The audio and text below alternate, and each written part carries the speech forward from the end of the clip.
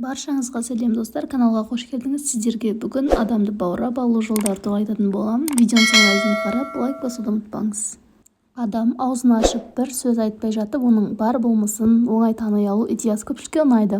Біз жаңа танысымыз, сүйікті адамымыз немесе теледидар арасында сөйлеген белгілі саясаткер болсын, әрқашан оның айтқаны ғана емес, қалай қимылдағанын да саналы және бейсаналы түрде бақылап отырамыз.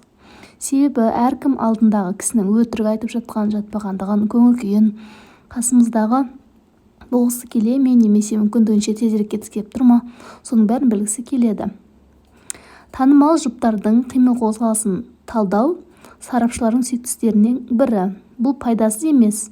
Сондай мақалалардың бірі Чарльз Ханзада мен Диана Ханшайым фотосуреттеріне қарап, біз олардың бақытсыз болғанын бірден көреміз. Ал Гарри мен Меган Марклдың суреттерінен олардың махаббатына күмәнданбаймыз. Психологтардың айтуынша, адамдардың 80%-ына жуығы мимика мен ишара және басқа да бір вербалды емес сигналдар арқылы алады екен. 20%-ын ғана сөздер, сөйлеу мәтіндер және тағы басқа. Бұл білім әсіресе белгілі бір мамандық өкілдері үшін құнды. Психологтар, бизнесмендер, саясаткерлер, жұлдыздар және арнайы агенттер. Осы мақалада лайфхактар әртүрлі айтылады, соны тыңдаңыз. Ең біріншісі ол қолыңызды қадағалаңыз. Бұл жерде сіз әңгіме қолды қалай сермейтіндігіңіз туралы айтылған деп ойлауыңыз мүмкін, бірақ қол күтімін сөз етіп отыр. Адамның сіз туралы пікірін бір секунд ішінде қалыптасып үлгереді. Үстіңізде киіміне қарап қабылдайды деген түсінік осы пунктке жатады. Себебі сырт келбеттің жинақы болуы маңызды. Қазіргі қоғамда киім әрқашан адамның байлығы мен мәртебесінің сенімді көрсеткіші бола бермейді. Өйткені сән өте құбылмалы, әр адамның сұлулық туралы түсінігі әртүрлі. Бірақ біздің заманымызда 100 жылдан бұрын да өзекті болып қала беретін бір шындық бар. Деннің саулығы табысты адамның белгісі. Өйткені оны сақтау үшін уақыт, ақша және ақыл қажет. Келесі дұрыс амандасу. Қол алысу бүкіл әлемдегі адамдар үшін сәлемдесудің әмбебап түрі болып табылады. Бірақ өздеріңіз білетіндей, бұл қимылдың өзін шеберлікпен игерген адам кемде-кем. Дональд Трамп адамдармен сәлемдесудің біртүрлі әдісін танымал немесе күш сынасатын ойынға айналдырып қол алысу арқылы экспромат жарыс ұйымдастырады. Әзіл-шыны аралас бұл маневрді біреулер жалғап әкетсе, екіншілері керісінше тек ашулана бастайды. Трамптың қол алысу мәнері дұрыс емес. Сіз біреуді алғаш кездестіргенде, сіз үшін әңгіме үшін өзіңізге тартып, оны ыңғайсыз жағдайға қалдырмау маңызды. Тиісінше сіз оның қолын қатты қыспауыңыз керек. Сәл-сәл қысу да ең жақсы әдіс емес.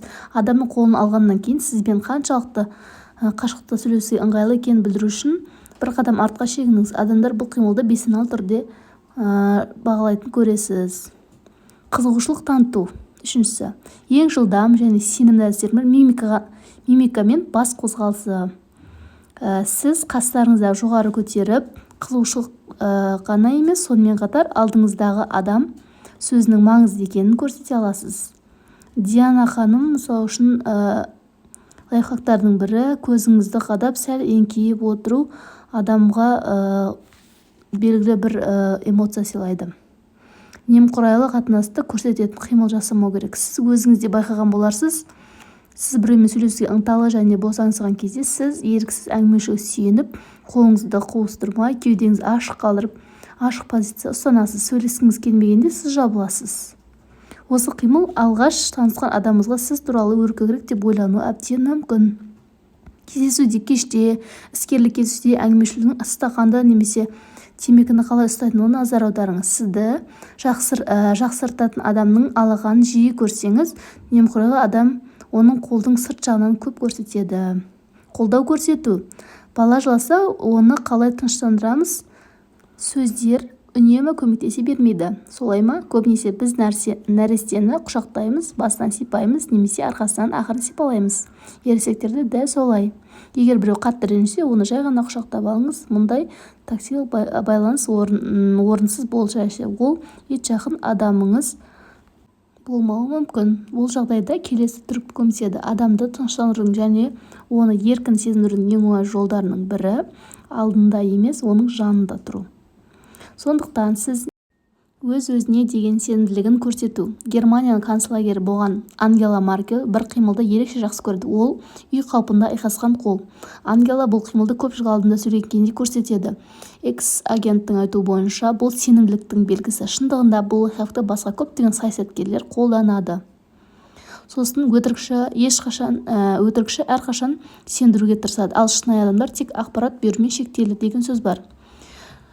Өмірде адамдарға алдануға бейім, өтірікке сенетін адамдар болады, бірақ біз бірдеңе дұрыс емес екенін іштей сеземіз. Сол сезімге көз жұма қарамай, жан дүниеге құлақ асыңыз. Сізге өтірікті тануға көмектеседі. Көптеген адамның сізді суайт деп ойламас үшін, оны өз ойыңызға сендіруге тым тырыспаңыз. Егер сізге осындай видеолар ұнайтын болса, каналға тіркеліп лайк басуды ұмытпаңыз.